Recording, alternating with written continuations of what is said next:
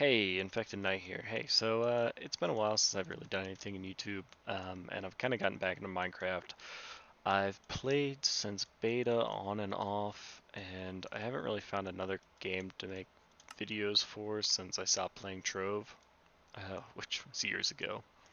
Um, so I wanted to kind of get back into content creating and making some videos, and I really like Redstone videos. Um, but there's already so many excellent creators out there like Nembomb and Ilmango that create these outrageous redstone videos that are just like the most efficient thing in the world. And I kind of want to try something a little bit different, a little bit silly. So I decided that I wanted to take normal concepts that I've seen and kind of make them a little weird, or just do things that might not be the most efficient way, but are easier or more suited for a certain aesthetic or play style.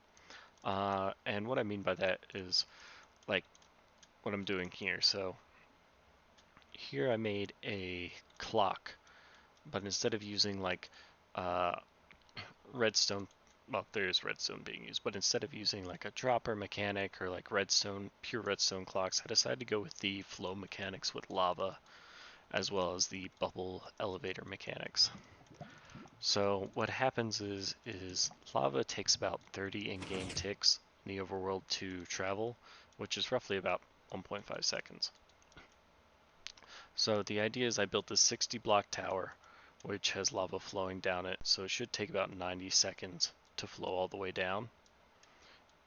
And once it reaches the bottom, it activates this observer, which sends a one tick to this piston, which pushes the soul sand in this water column. Water column fills up with bubbles and pretty much instantaneously activates this observer, which sends a tick to the dispenser, which either activates or deactivates which either pushes out the lava or pulls it back in with an empty bucket.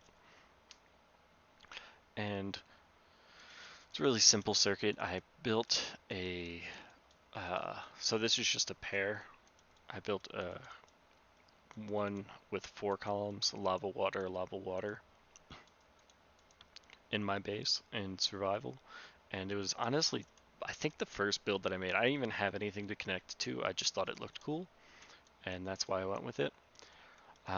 I kind of got the idea from Mumbo Jumbo in season 7 of Hermitcraft. He needs to send a vertical signal through his base, and he uses a water elevator to do it with observers in various parts. And I thought that was super interesting. So I wanted to figure out a use for it, and this seemed like the best use. Now, I have some observers connected here to kind of show that because this is a, a pretty large uh, contraption, you can connect this signal to multiple parts in your base for all kinds of things. Whether, for me, once I finally had it set up, I connected it to all of my kelp and bamboo and sugarcane farms, so that I didn't have to rely on observers constantly detecting changes and then randomly pushing out pistons. Because I noticed in previous servers that I've run that's caused a bit of lag, especially since it's constantly searching for updates. Whereas I can use one central timing source to pretty much guarantee that every 3 minutes it'll activate those pistons. And I've noticed that the lag on the server has been reduced by a little bit with that. Um, yeah. Now, again, that's not the most efficient way. Obviously, the most efficient way would be to have observers constantly looking for those updates. But I'm I kind of like sacrificing efficiency for silly things like this. That's just kind of the player I am. Um, I have another setup over here, which is kind of along the same vein, right? So you got the observer, and then it travels 4. 1, 2, 3, 4. And another observer. Oh, I messed that up because that's not going to detect it that way. Boom. Oh, that's silly. So 1, 2, 3, 4.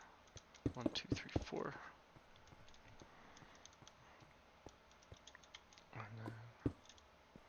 Now,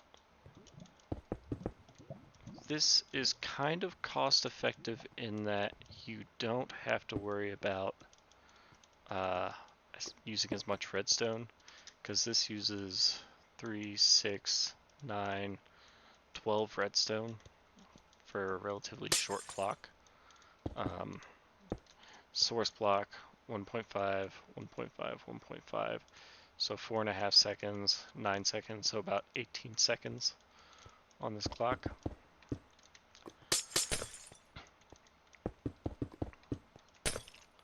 And it ultimately depends on what you want to do.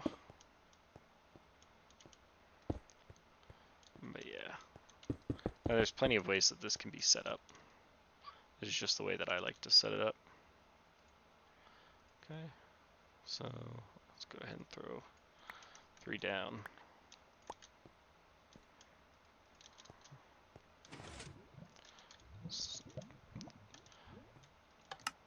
Yeah, so you have it disconnected, and then it throws out another lava stream, which will activate this one.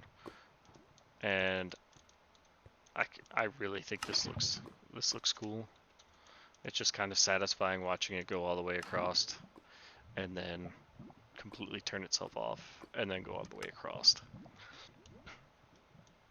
Now, one of the things I did over here is I sort of, the best way I can describe it is upconverted the signal. So as you know, a dispenser requires the dispenser to turn off and then turn back on so that it can activate again, obviously. So what this is doing is this is setting a 1-to-1 pulse tick to the piston, similar to what it's doing, pretty much exactly what it's doing over here. But instead it sends a redstone block here. That redstone block will power this dispenser on for the entire time, which then causes it to update this observer once every 2 rotations of this clock. So essentially once every 3 minutes this observer will get a new will get a change so that it can send it out. And this can be used for longer signals you want to send, things you want kind of off the main timer.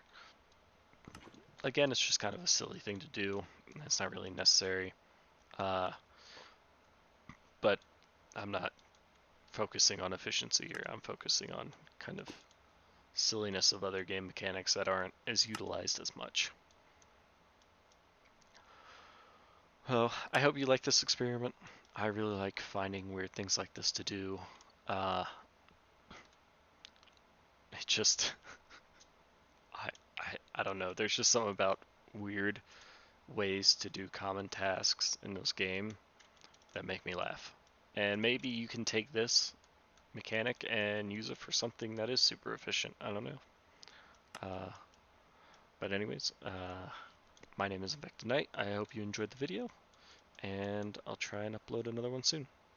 Bye.